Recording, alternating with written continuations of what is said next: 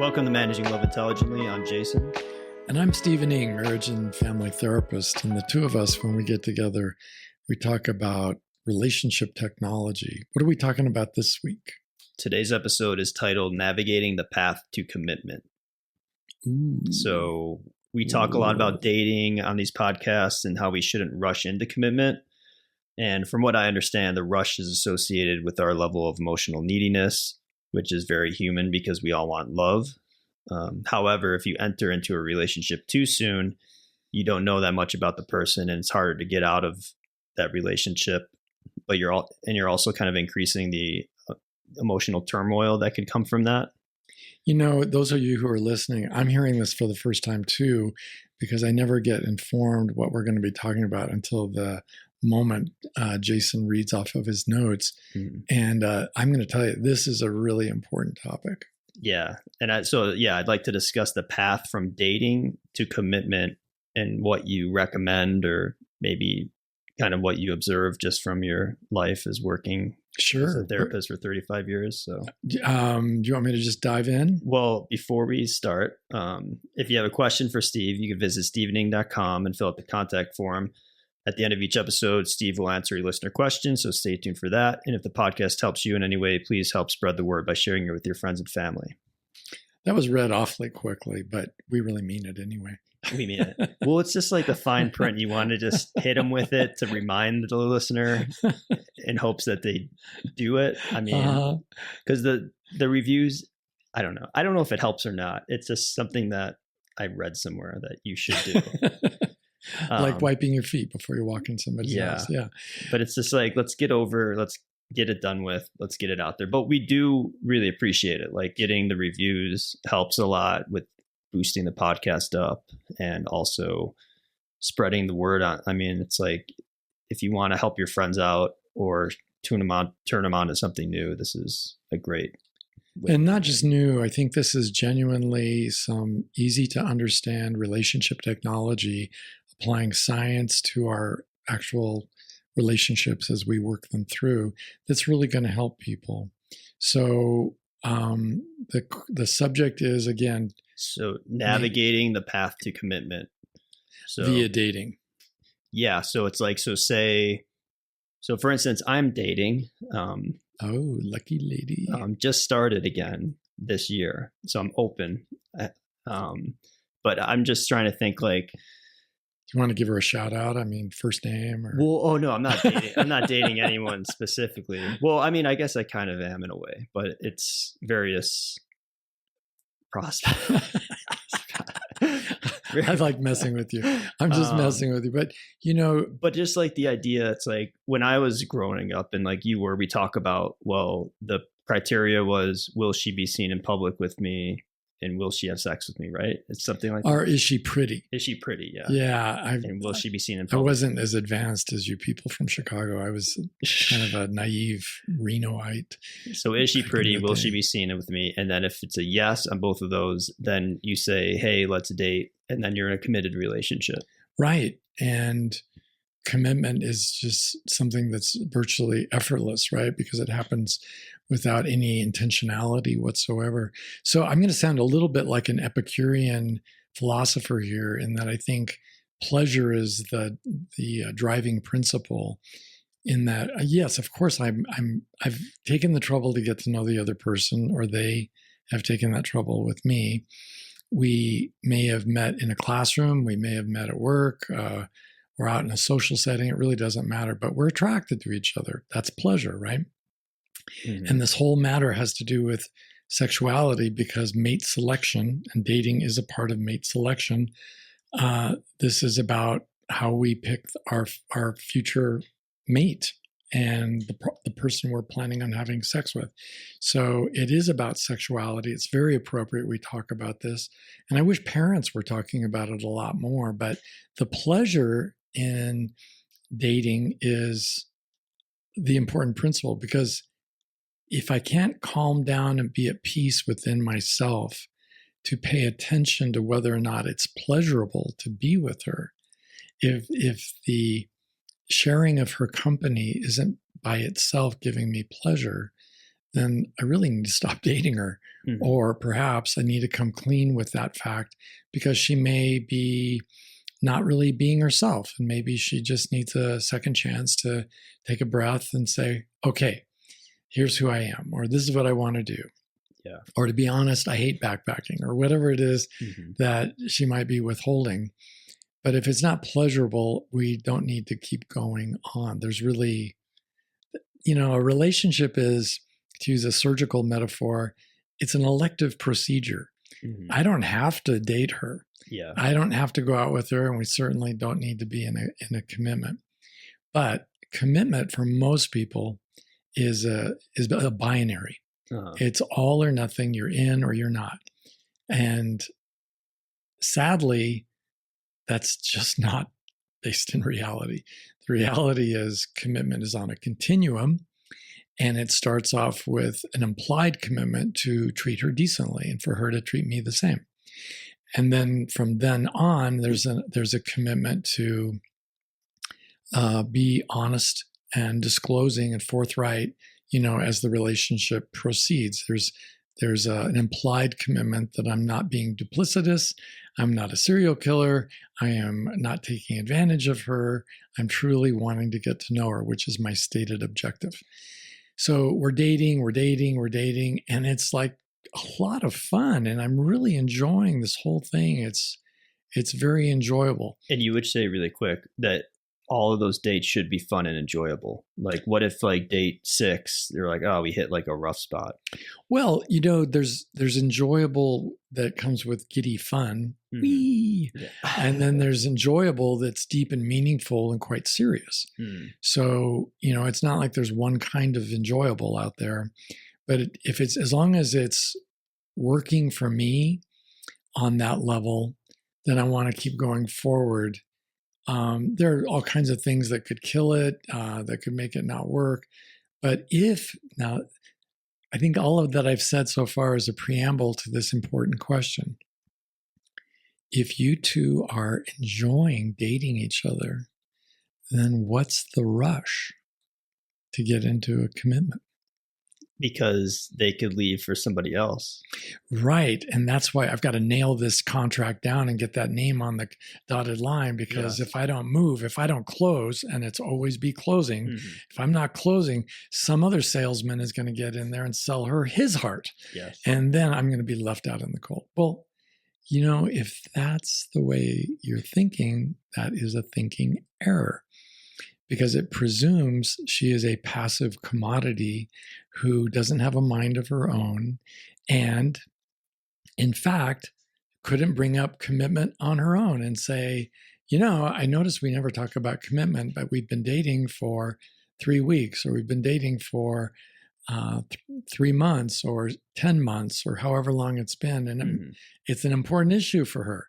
It's not on me to be a mind reader and read her mind. I mean, the person I would want in my future would be a person who knows how to speak up for herself, or who, after being frustrated with not speaking up for herself, comes to realize, hey, I have a responsibility in this relationship too. But if two people are really enjoying each other, again, is there any reason to rush? No, because if another guy comes on the scene as a competitor for me, a rival, if you will, or vice versa with her, I get so tired of those movie stars hitting on me. If especially the Kardashians, geez, if somebody is hitting on me, or someone is hitting on her and trying to lure one away from the other, then really, if they're so easily lured away, if that's really all it took, she wasn't that into me anyway. Mm-hmm. Yeah. Yeah. And so that's a good thing. That's a good thing, right? But I can let go of that. But at the time, it could be like, no, why didn't I do that? And she could sometimes be like, well, you waited too long. You didn't do the thing. But like you said, with the mind reading, if she can't even confront you with that, then. I would have, anybody I've dated since my marriage failed in my 30s, and then I had about 4 or 5 years where I was dating. Anybody I dated learned up front, I'm looking for when, that question, what are you looking for? Mm-hmm. I'm looking for a relationship based on equality that's truly abuse-free. Or switching it up, I'm looking for an abuse-free relationship based on equality. Mm-hmm. It doesn't matter how you say it. Those two ideas need to come across.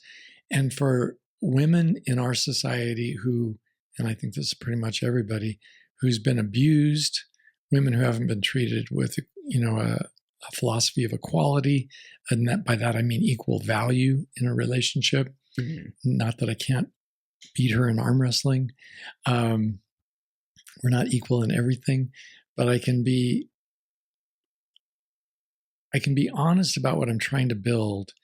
And if that ignites a fire in the heart of the woman I'm talking to, she's going to have a hard time finding a guy who's pitching her that same offer. Yeah. Unless this podcast gets really big. And then yes, every guy's going to be saying that.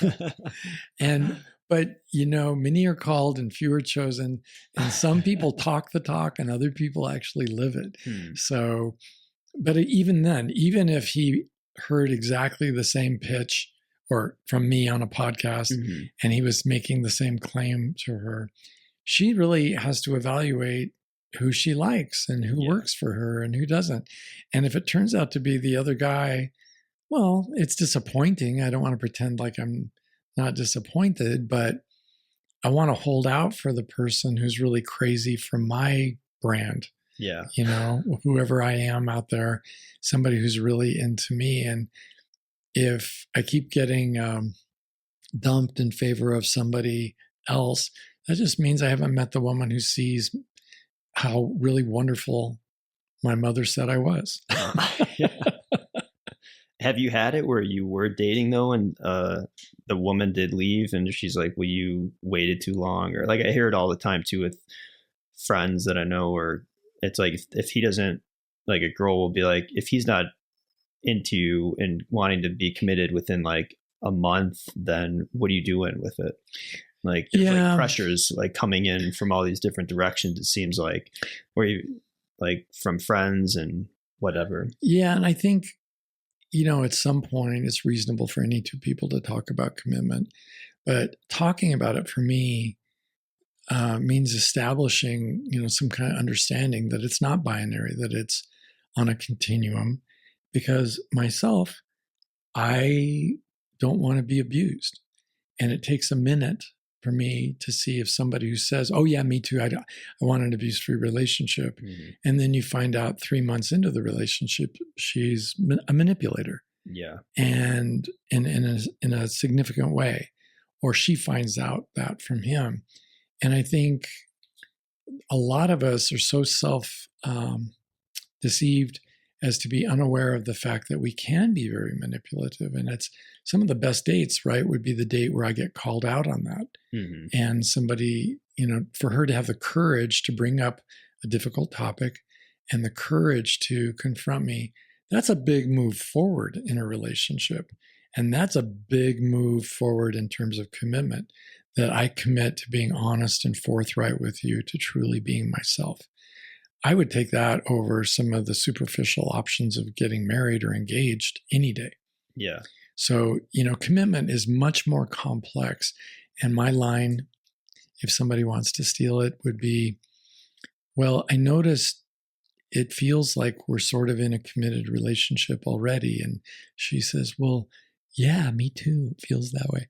And then to say, well, I want you to know that commitment means too much to me to ever get into one without discussing it. Mm-hmm. I really would want to talk about what that means and where we would be going and all of that. Yeah. And very few women are going to say no to that. No, I like just slipping into it. I'd rather just hold you accountable for things we haven't even discussed. Mm-hmm. Well, that's crazy talk. But what if they want to what if they're like, well, I want you to be committed. I don't want you dating other people. Well, is that like I'm trying to control you? But then it's like, if they tell you not to date other people, then that's a committed relationship. That's trying to control me. But if she said, I don't want you dating other people, that's she's being honest about what she wants. Okay. Because I may not want her to date other people, or I may want sex after we have our hamburger, a cheap date. And but we all get to want what we want, but is it reasonable to want what I want? And is she still interesting to me, even if she says, I'm not really comfortable getting into a sexual relationship right now? I think a woman who's got a lot of game, so to speak, who's intelligent, who's entertaining, whose company is a true pleasure to share, I'm really okay with not having sex. But when it's just as some women have complained over the years of being sex objects or treated as sex objects, I don't want to be a commitment object where it's all about Steve putting out commitment. Yeah. And if I don't put out commitment, I go from being the most wonderful man she's ever met to being last week's old news. Yeah. So, for me, I want to be liked for who I am and enjoyed for the pleasure of my company. Yeah. And if we're going too slow, for her to speak up. And I don't think there is a rush. If the two of us are having a great time, it's not like there's some master scorekeeper in the sky who is going to be grading our the alacrity with which we're getting into a committed relationship. Now, when we talk about commitment, I think there are a number of things to be talking about. One would be certainly dating exclusively, but another would be, if we become sexually active, to be talking about sexual exclusivity. And for so many men I know, gosh, they've had sex with her one time and they just presume we are now in a committed relationship. Yeah. And there are certain women who do the same thing, but without discussing it. Yeah. That's pretty crazy. And, to call them up, say the week after the big first time, and to say, hey, what are you doing this weekend? I was thinking we could go out. And for her or him to say to the other person, well, actually, I've already made plans. And they don't explain. Yeah. It's not like that's implied. Their sister came into town or they have to go to a conference across the country. I've already made some plans. I'm afraid it'll have to be another time. Yeah. And then now it's on me to say to the other person, in our next, yeah, sure, I'll give you a call, or do you want to set something up now, or would you like to wait, until after you're done with your weekend, and then we could talk about it.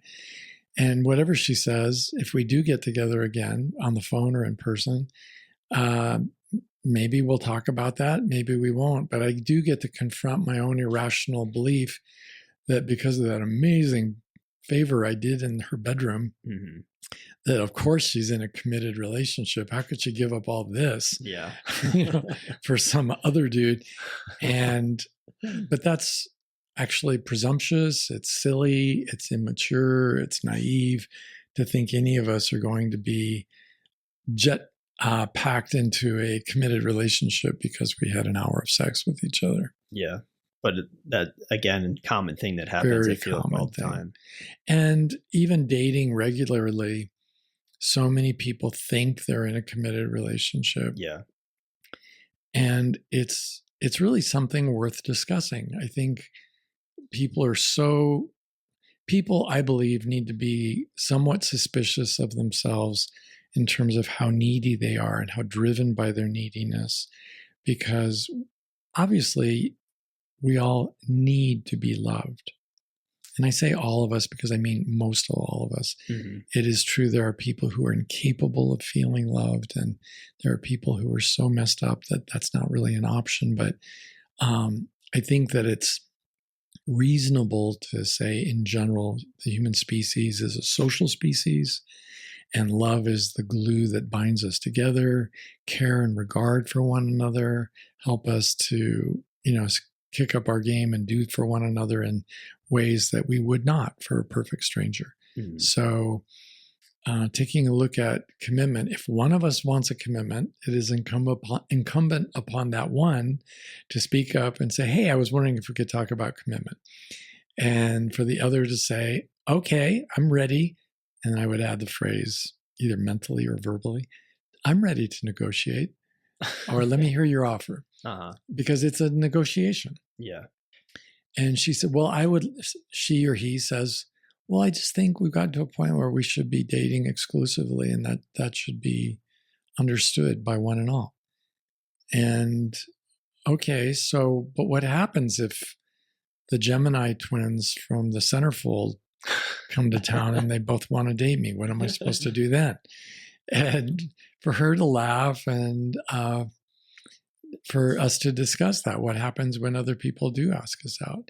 And I think for adults who are not sexually active, who are then talking about getting into a committed relationship, then if one of them or both of them have opportunities to get in a sexual situation that is perhaps devoid of commitment, and devoid of even an ask for commitment, it would be hard, I think, for an adult who's gone without sex for a long time to say no to that offer.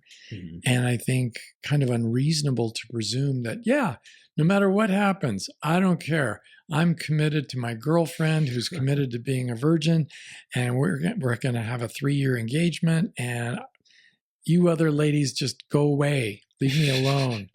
And, it's just sort of silly and crazy. So to be talking then about, well, if we're going to be in a committed relationship, what do you think that should mean? And she said, well, just what we have now. And he might want to renegotiate. Well, are you open to negotiating that? Like what? Well, like, I think it'd be important that we start having sex. Oh, no, I could never do that. Well, I think in an adult relationship, it'd be reasonable to presume we might start having sex. Now, for many churched people, religious people of many stripes, that would be unacceptable. And I get that. But here's the thing, to make that transition from merely dating and interviewing one another to actually being in a commitment, whether it's marriage or engagement or living together, I think it's really important for people to get to know each other sexually. I think it's really hard to go forward, especially because, and the reason I say that is not because I haven't had years-long celibacy and that sort of thing, but because when we go for extended periods of time without sex, even if we're masturbating and we've given ourselves permission to masturbate, we're still increasingly needy for the touch of another person in that way. I don't mean the squeeze from your mom or a hug from your brother. I mean, just adult people have adult sexual needs. Yeah. And so if the only way I'm going to have sex is if I make a commitment to get engaged or to move in or to get married, that is going to color my judgment. And I say that to one and all because there is a conflict of interest. I want to essentially, from a rational point of view, really consider this relationship. Is this a good one for me to commit to? But if a gun is being held to my head in the form of, or maybe further south, more at the groin, if there's a gun being held to me that says, no, and you can never have sex until you do make this very large commitment. Well, nobody thinks clearly under those circumstances. Yeah. And there's just too many other variables to get to know, I think. Yeah. And at the very least, anyone who really is religious and has this reservation, I think they would have to say, well, before we ever could get into a committed relationship, as Joseph might have said to Mary, we would have to really talk about our sexuality and what we would be looking forward to in the future.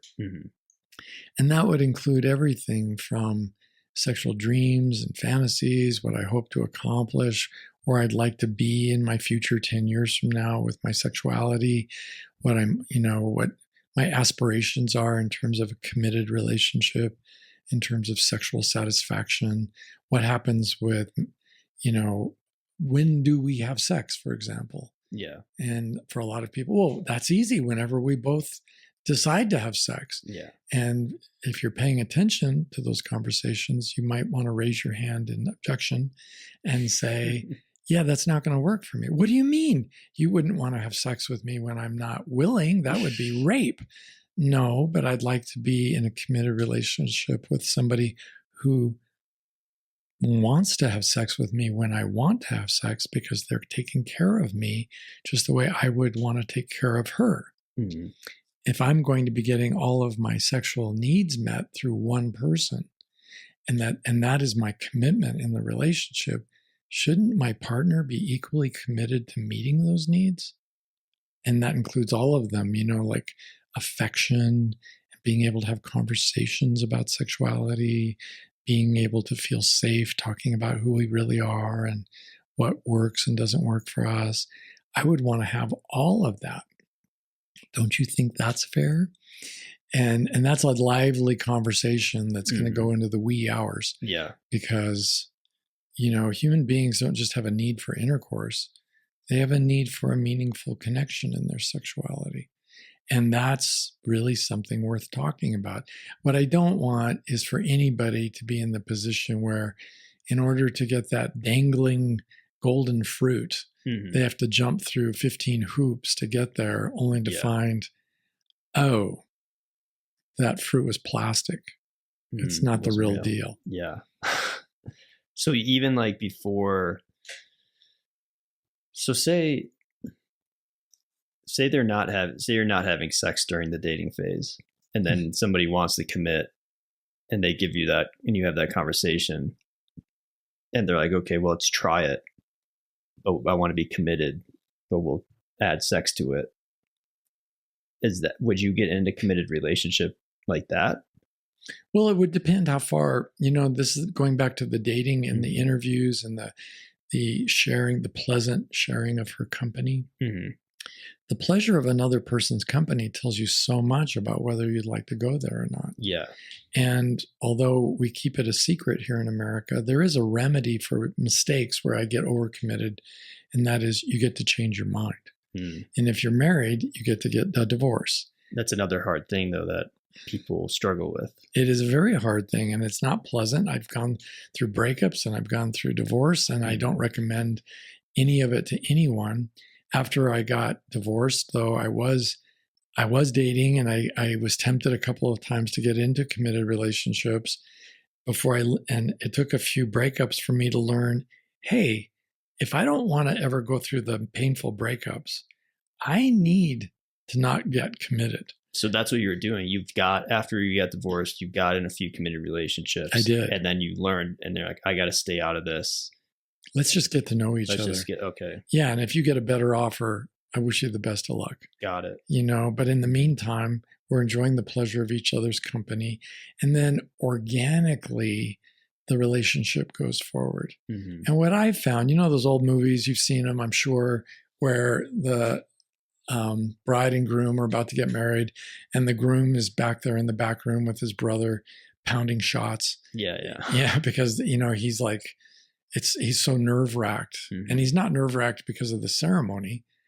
Most people are, at least most men, are pretty nervous because this is a big life transition, right? Yeah. But what if it wasn't a big transition? What if it was just the next most reasonable step in a journey that had 1,000 steps, and that we were committing here and we were committing here and we were committing here, and it was nothing but blue skies and clear sailing all the way up to the marriage? Then he's not going to be pounding shots because he's so nervous. He's going to be happy and excited because it's really just the public expression of a commitment they've already had with each other. Yeah. So that's to me what really makes sense. And that's why, again, back to the dating thing, I think the dating is this extended interview where we get to, and not only extended, but intentional, right?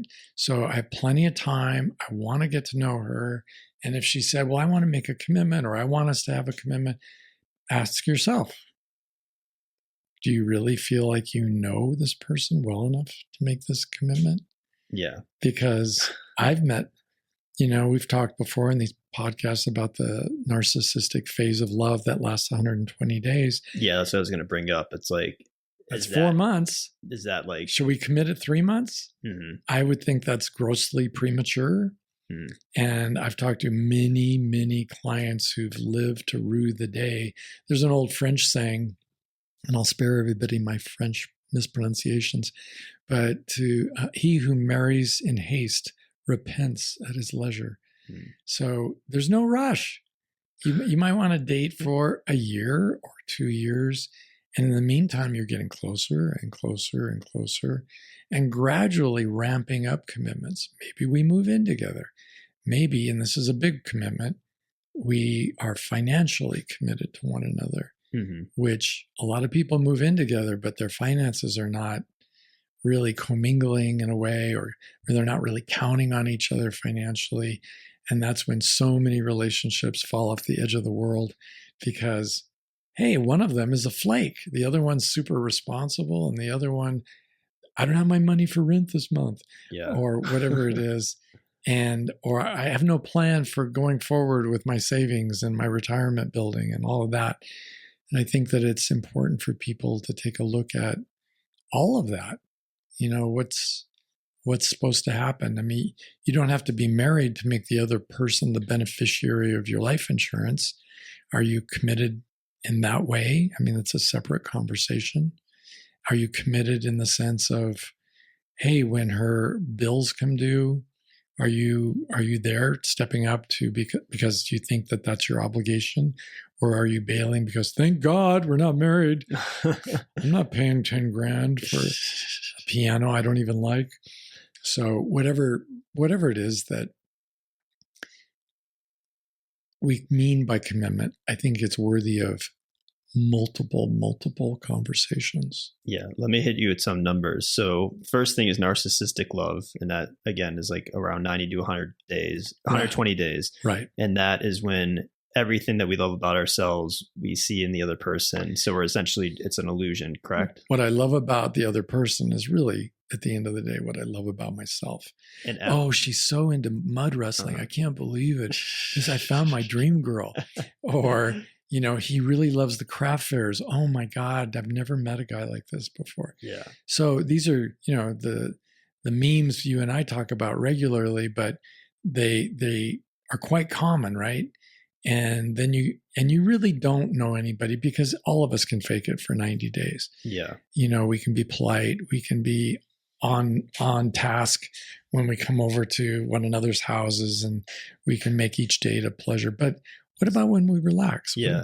It's also biological too, right? Like the things are happening in the body that's like enhancing the experience as well. And in the brain. Yeah. We've got things going on in the brain. And after 120 days, we begin to effortlessly see some of the glaring faults in the other person. Mm-hmm. Not that we're judging them for it, but just we start noticing, oh, he sure does have a quick temper, or gosh, he really holds a grudge, or any of those other things. And then just to be aware of them, and then maybe even, I think it's important to talk about those things and to see where we are with those things, because I think we help each other get better and we get smarter through getting to know each other and talking and taking a look at ourselves.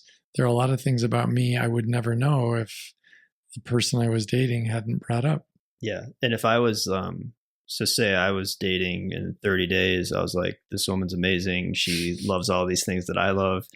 And then I'm like, let's be exclusive. And we are. And then now we're exclusive. So that's another level of commitment. And then around 120 days, every like month 4 to 6, things start changing drastically. And then I'm like, oh shit, now I need to break up with now this you got to break up person, or I have to stay, but it's bugging me. And well, you don't have to stay, right? So now, that's what you said. Now it's bugging me that I am staying because I want to break up, but I don't have the courage to break up. Yeah. Because, well, I don't have a better offer on the table. Mm-hmm. So why would I jump out of the airplane with one parachute just to give it up for nothing? Yeah. Okay. So I think for me, I just don't think there's anything wrong with two people who are really attracted to each other to start dating without a commitment, to get to know each other without a commitment, to enjoy the journey without a commitment, and even to go as long as, I don't know, 6 months, a year. Now, in 6 months or a year, you may each be dating exclusively, but doing it quite on your own. You may be having sex exclusively with one another. And I think that's a conversation worth having. Yeah. But not because it was a rule or not because it was a commitment, but simply because you're crazy about this person and you can't even imagine being with anyone else. Yeah. But for the first, you would say, would it be a general statement to say for the first 120 days, no commitment? No commitment. So that's 4 months. That's that's the law. Okay. So that's law. That's law. I will come to your house, listener, and I will arrest you if you break that law. But I'd also tack on maybe another 2 months to make it 6 months if about the whole, like you said, about the abuse free and equality, like to see if they could do that. Well, you've heard me talk about this before. I think it needs to be operationalized in terms of behavior. And so the challenge the glove I would throw down on the table is I dare you to have an argument with me. In fact, I double dare you, I triple dare you. I want to have at least 3 conflicts with you before I'm ever going to make a commitment. Okay. A, because I want to know how if you have the courage to confront me. And B, I want to know that you have the savoir-faire to confront me in an abuse-free, respectful way so that we can, have a meeting of the minds and work through our conflicts without turning into a bunch of grade school kids. Yeah. Well, you're stupid. That's dumb. So, that this is why I did not commit to you. Now, do you understand? And then she's like, oh, yeah. That's right. So for me, that's not really on a timeline. And then people will say, well, yeah, but what if you never have a conflict? Well, somebody's doing something duplicitous, like not speaking up. If you're never having a conflict, because even 2 guys who are friends, 2 women who are friends in platonic relationships, they're going to have differences of opinion. It's just a matter of time. Yeah. And if you're thinking of sharing your entire future life with this person, it's worthwhile to see how they resolve conflicts, right? Can I get an amen from the audience? Amen. I heard it. So we want to for sure see that people have conflict resolution skills and that they have the courage to step up and to say, hey, you remember the other day when you said X? I really have a problem with that. I need to talk to you about this. Or lately I've been feeling pressured to blah, blah, blah. And I think we need to talk about that because I don't like that. And, it may be amazing to you that the conflict is about something small, or it may be something really big. I don't know, but I think it's not so much about the subject of the conflict as much as it is about the knowledge of how to have a conflict and how to resolve a conflict. And then if it's a big conflict, one that really, big, if I got abused or she did, and one of us is confronting the other, and we're not able to resolve that, meaning that we couldn't agree that it was even abuse, or that I'm not responsible because you made me mad, that kind of thing. If that's going on, isn't that a really big roadblock to future commitment?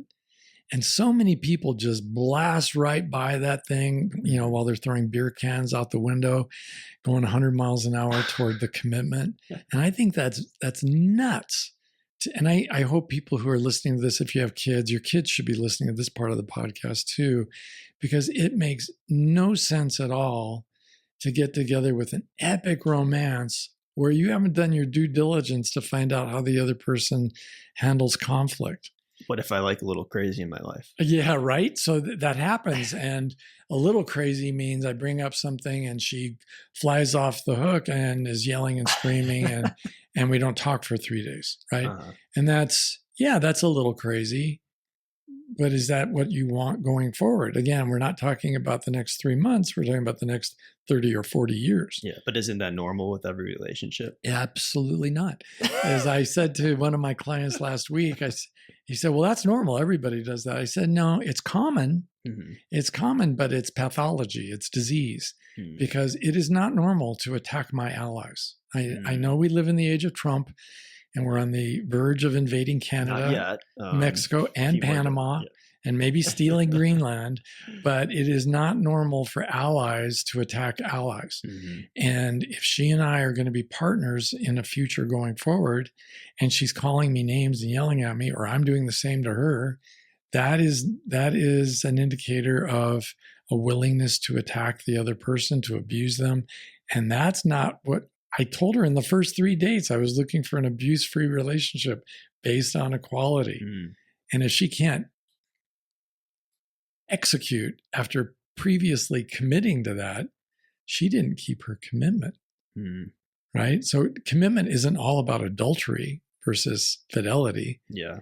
Sometimes it's about being faithful to your word. And then you want to say, pulling from something that you say, would you like to renegotiate the terms of the relationship? Exactly. That's a very diplomatic way of saying it, instead of saying, well, you really screwed the pooch on this one, just to say, oh, okay, so you're willing to be abusive. Would you like to renegotiate the terms of our relationship? Because we could go back to dating on the weekends, when you're sober. Yeah. She's sober on the weekends?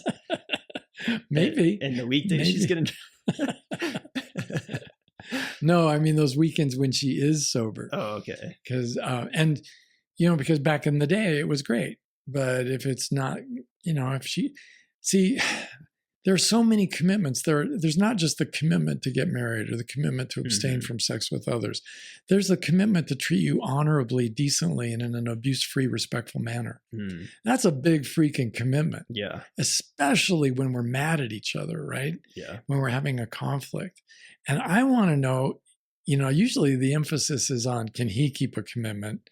And the conversation, I've never heard a group of guys saying, well, she just can't keep a commitment. Yeah. but I think all of us need to be talking about these other commitments. Like, is he committed to basic self-care? Is she committed to basic self-care? Is she committed to developing a career such that she could genuinely support herself the way an adult is supposed to support themselves? Mm-hmm.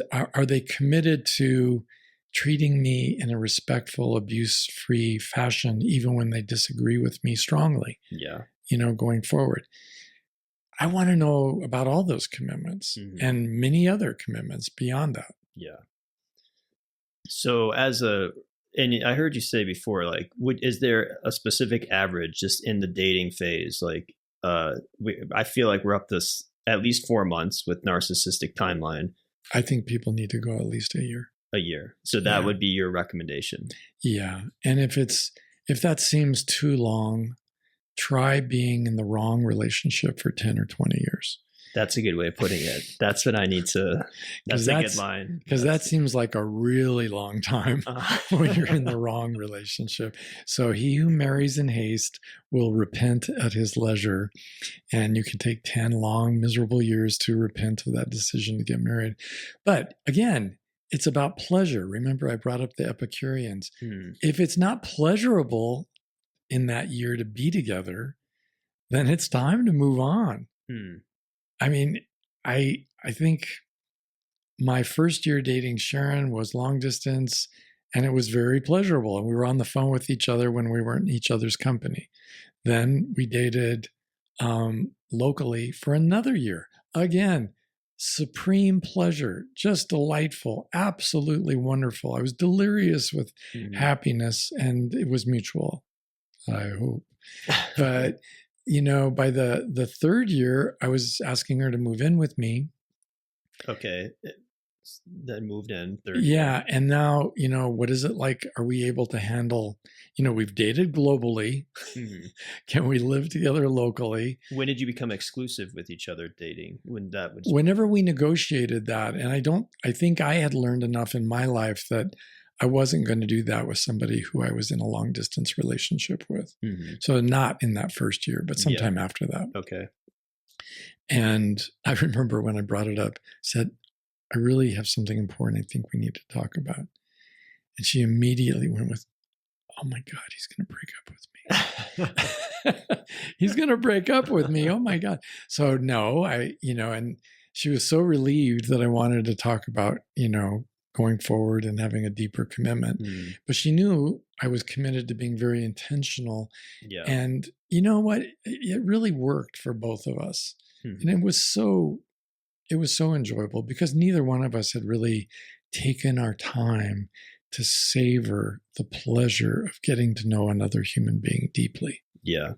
This is the very first time you both had done that. Yeah. Very first time we had done that. And it's a pleasure I wish everyone on the planet would experience one time in their life because it's really great. But you were having little instances after, because you first said you got divorced and then you had some breakups and you were getting into relationships and then you were dating, intentionally staying, like getting to know the person, but you didn't get to know the person to the extent that you got to know Sharon. Right. I made mistakes. I got committed too soon. I dated a lot of women who were not a pleasure to get to know. And I'm sure it was mutual for them with me.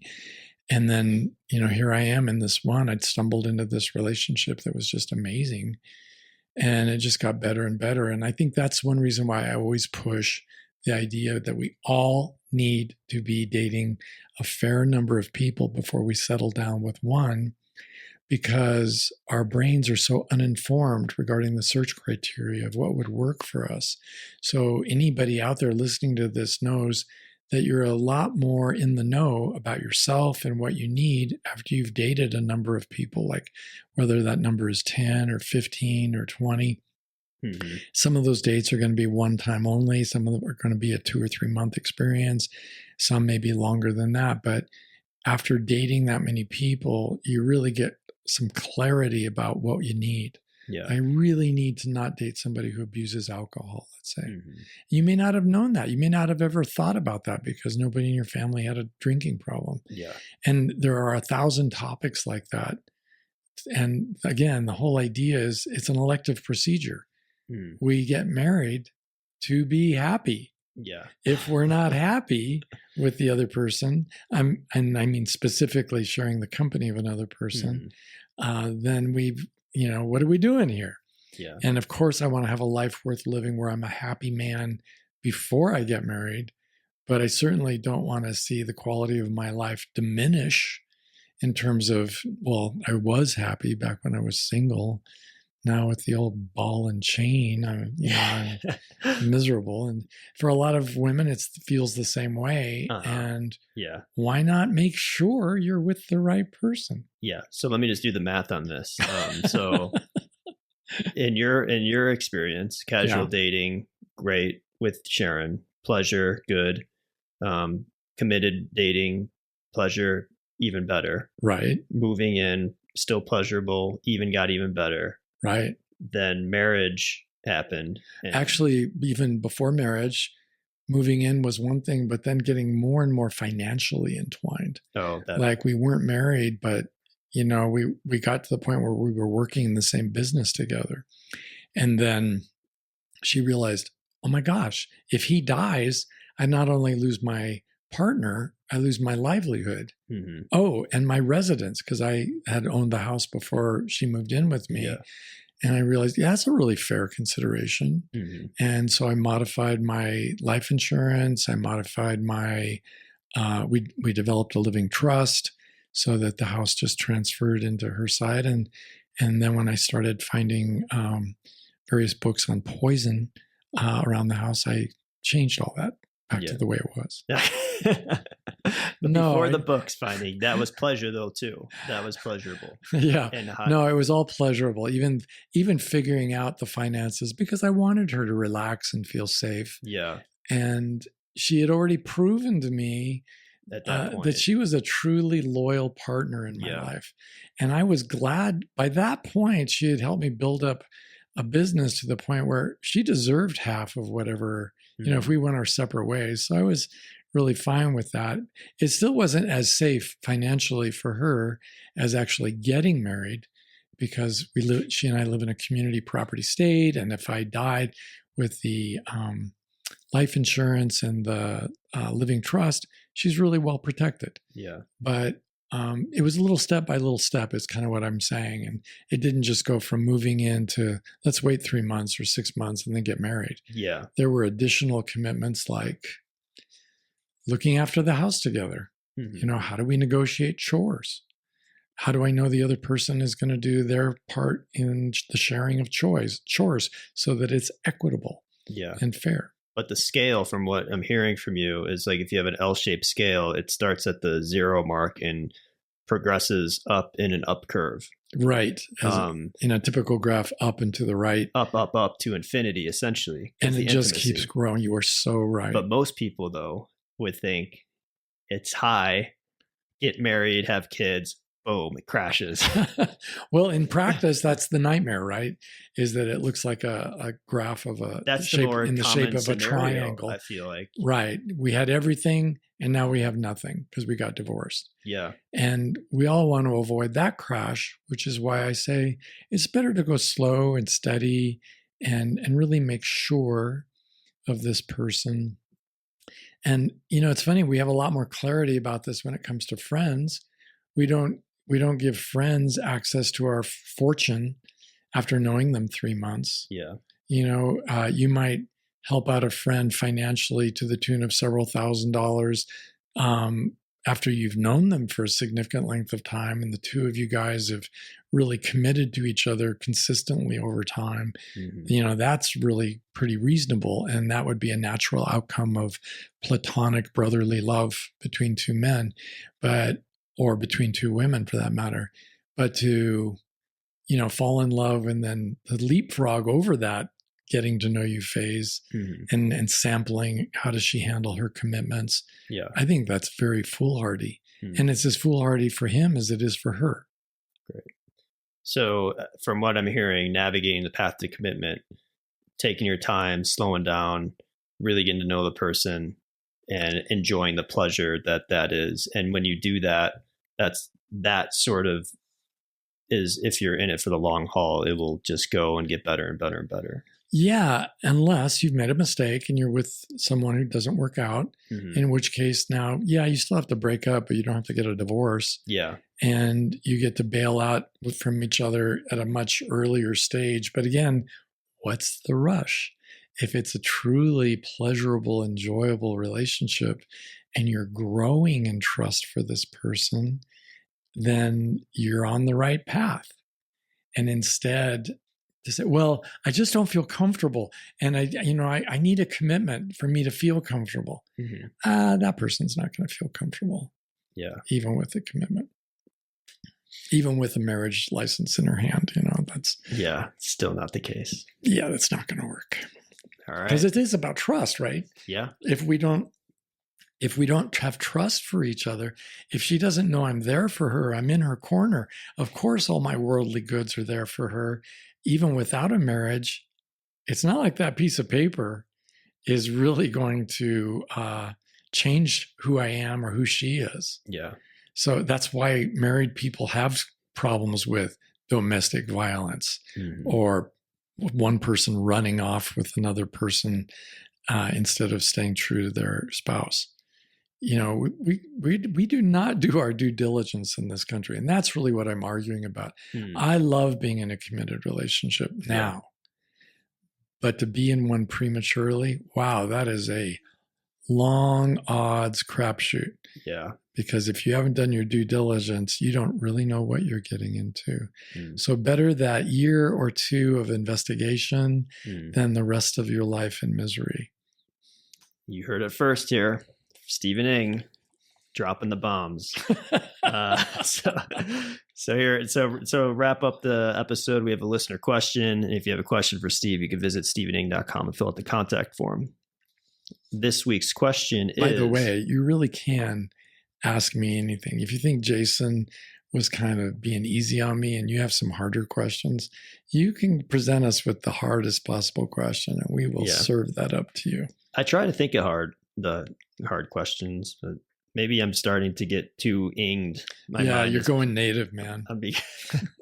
So hit us with the hard questions. What do you have for me this week? This one is, hi, Steve. I'm an older gay man and I need advice about my aging parents. They refuse to accept that their son is gay and they say the most hateful things, parroting the many awful anti-gay politicians. I have confronted them in a matter-of-fact way so many times that I've lost count. And of course, they believe they are good Christians and good patriotic Americans. My dad is a veteran. I can't in good conscience abandon them in their elder years, but I just can't take it anymore. I would really appreciate your help and insight. Well, maybe you'll like what I have to say, but I don't know that it's going to be painless. I think the first job of any adult, even one who's quite young, is to take care of himself. And right now, it sounds like you're forcing yourself to share the company of people who demean and degrade you. And that is not good self-care. If you feel responsible for your parents' well-being, you can put a price tag on that. And with a monthly stipend, you can give them financial support if that's what we're talking about. But beyond that, I like what they say in Adult Children of Alcoholics meetings. They say that our parents are but the biologic instrument of our existence. Just because I have parents doesn't mean they're loving, they're kind, that they're in my corner, that I can count on them through thick and thin. And in your case, that's clearly not the case. So to let them know, perhaps, I can't stand it anymore. I've felt demeaned and humiliated and even hated, and I'm just not going to put up with it anymore. Consider this, my dear John. And they may say, well, yeah, get the hell out of here. And they may say any number of hurtful things, but it's really important for you to always take care of yourself. And you cannot take care of other people if you are unwilling to take care of yourself. That's absolutely a non-sustainable program for your life. And if you ever did get into a committed relationship, would you want your partner exposed to that sort of hate and disrespect? Of course not. So it's time to clean things up and to move on. By the way, I'm not a Christian, but I have heard that hate is not a Christian virtue. So I'm not so sure that they are really what we would call Christian. That may be something they sort of believe in, but they're being very selective about the parts of the Bible they're following. And I can honor your father's service as a veteran, but that doesn't entitle him to abuse anyone he wants to abuse for the rest of his life. So I think that's it. Great. Yet another bomb dropped by Stephen Ing.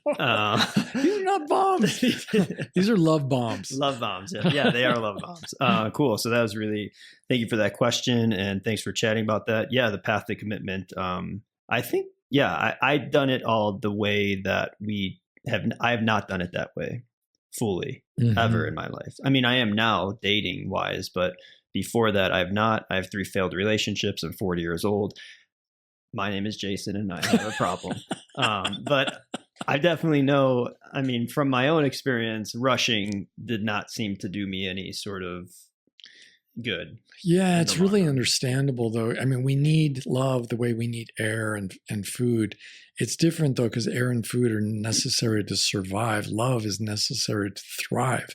And in the meantime, between now and when you meet that special woman who takes a place in your life, you get to develop your life. You get to develop your friendships for sure.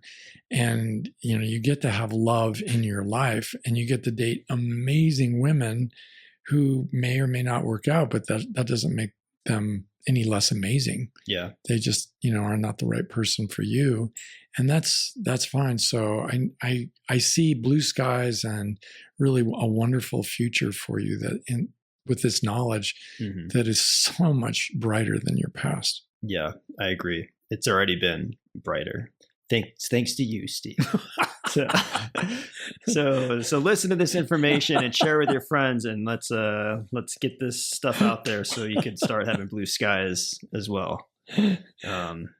Take care, everybody. All right. See you next time.